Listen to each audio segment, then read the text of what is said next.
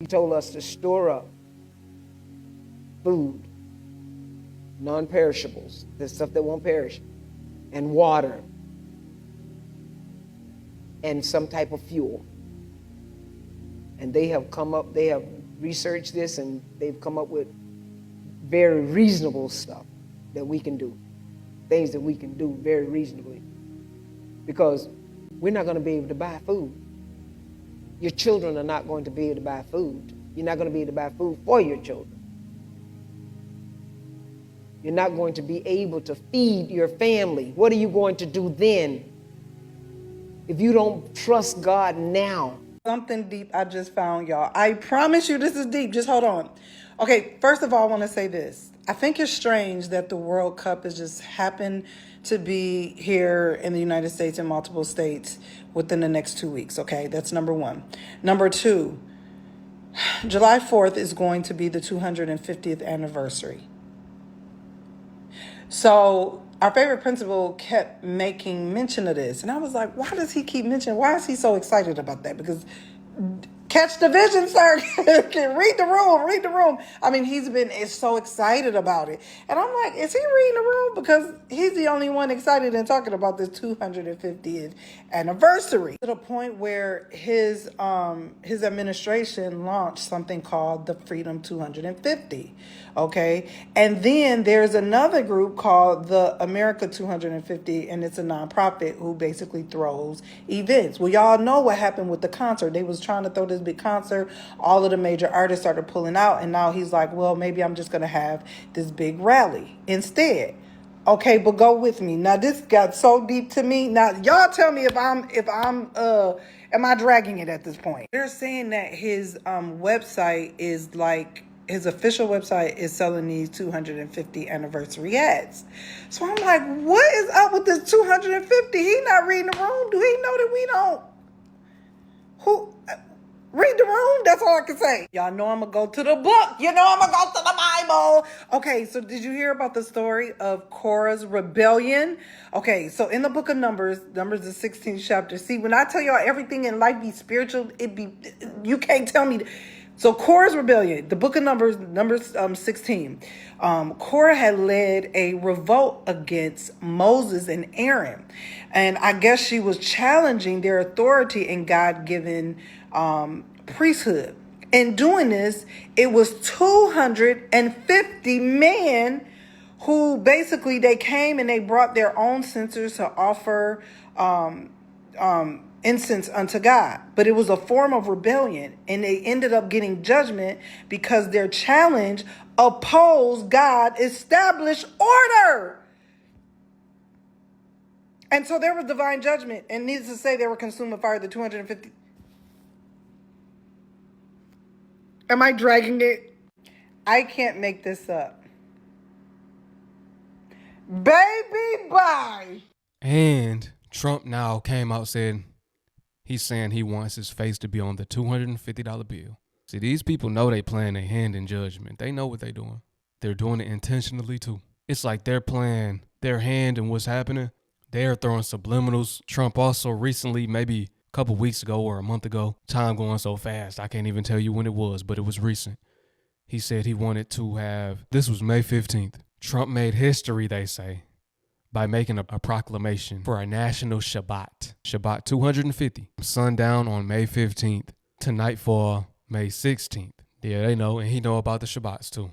He did it the same day on the Saturday, not even on Sunday, where they worship the S-U-N, the sun, and their sun deities all around the world. Drake's new album, Iceman, global warming, and the fact that your iPhone does not have any holidays past 2030 have to do with the end times. Now, if it's one thing that's very clear about Drake and his fans, they not like us. And whether you've seen it on Adventure Time as a kid, or as an adult saw it through entertainment on Game of Thrones, you have been exposed to the idea of an ice wall. And with global warming getting way worse than it has been, where areas that normally got hit by things are getting hit even harder. And of course, us seeing global warming peak last year with all the flooding all over the United States, everyone is wondering, when is all of this going to stop? But us in our Bibles know it will not get better. It will continue to get worse. Now on to my final point. 2030 and beyond not having any holidays at all. You see, holidays like Easter or Easter, like you like to call it,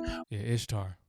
or Christmas and Mother's Days, those days were sent to worship these guys. And you see, these watchers have been bound here on earth for mixing in with humans, creating abominations like Goliath and all kinds of Nephilim that we are taught about within the Bible. I bring this up because the end times are just like the days of Noah, and these beasts will be released onto the earth. But for the unbelievers, when that event happens, you have movies like The Watchers that are literally named after the Watchers. Movies like this that literally mock the 4 horsemen that the Bible talks about. Movies like this would make you believe that when the Watchers come, they're supposed to be these scary, evil, dreadful looking beasts. But the lies about who these Watchers are have been deeply embedded in every culture, even in the non-religious. So when they come back, they're not coming back to terrify you and scare you and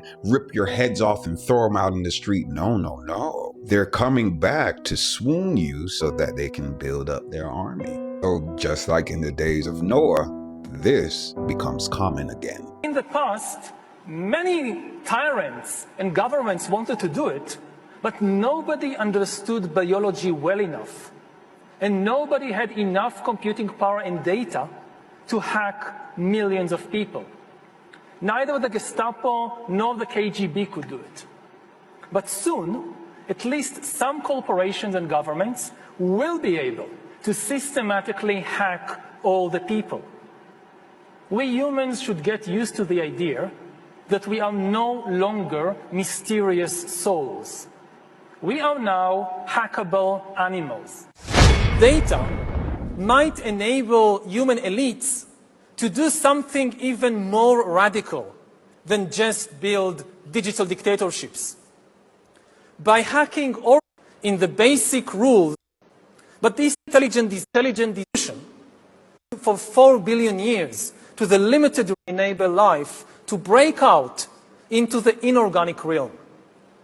So after 4 billion years of organic life shaped by intelligent design. So does the data about my DNA, my brain, my body, my life, does it belong to me or to some corporation or to the government or perhaps to the human collective? Humans are now hackable animals. You know, the whole idea that humans have, you know, they have this soul or spirit and they have free will and nobody knows what's happening inside me. So whatever I choose, whether in the election or whether in the supermarket, this is my free will, that's over. Free will, that's over. That's over. Over. Today, we have the technology to hack human beings on a massive scale. Yeah, I mean, everything is being digitalized. Everything is being monitored. In this time of crisis, you have to follow science. It's often said that you should never allow a good crisis to go to waste, because a crisis is an opportunity to also do good reforms that in normal times people will never agree to. But in a crisis, you see, we have no chance. So. You hear that? A good crisis shouldn't go to waste. So they do these crises so that they can accomplish things they could never do if it wasn't a crisis. Just like with C-19, they can never force people to take anything. But with C-19, they could force people to take that, right? They could force people to quarantine. They could force people to stay a distance from one another and don't talk to one another. They gave complete trust into the government when people really don't trust the government like that. So let's do it. Vaccine won't help us go The to the vaccine test, of course. will help us, of course. It will make things, you know, more manageable. Surveillance. People could look back in 100 years and identify the coronavirus epidemic as the moment when a new regime of surveillance took over, especially surveillance under the skin. You hear that? Surveillance under the skin. I'm telling you, that's a technology that they put into the people that allows the government to surveil them. Which I think is maybe the most important development of the 21st century, is this ability to hack human beings, to go under the skin, collect biometric data, analyze it, and understand people better than they understand themselves. This, I believe, is maybe the most important event of the 21st century. One of the features of this fourth industrial revolution is that it doesn't change what we are doing, but it changes us. The difference of this fourth industrial revolution is it doesn't change what you are doing. It changes you. If you take a genetic editing, right. Just Look at them laughing. If you take a genetic editing, that's what it did. It edited their DNA. It changed their DNA. I remember seeing an article. It was on a college website. It said, yes, these vaccines altered your DNA. So what? Get over it. Something like that, bold like that, a college article. They're straight up telling y'all what these vaccines, specifically the COVID one, did. as an example, it's you who are changed. And of course, this has a big impact on your identity. Yeah. And offers certain kinds of possibilities that have to be careful about. You know, when you began to do that kind of gene editing, some people worry that you are changing what it means to be human. That's the problem. And of course, the new industrial revolution offers us many opportunities, but it raises manifold questions on the ethical, but even legal implications. And we have to be prepared for it. And that's what we want to do in Davos next year. Talk about technology and how the ways He didn't even deny it. He said, we got to do it the right way. it can be deployed, that contribute to growth rather than exacerbate unemployment. How will that implement itself? It's a big question mark because there is a fear that technology, robots, just to take one You gain element, productivity from machines. Exactly, and it replaces maybe the workforce or jobs faster than we can replace them with new jobs. Obama always throwing them in there because these are the annual meetings all of the world leaders and superpowers and businessmen are coming to discuss the ideas and agendas for the coming world, right? They've been doing this for a while.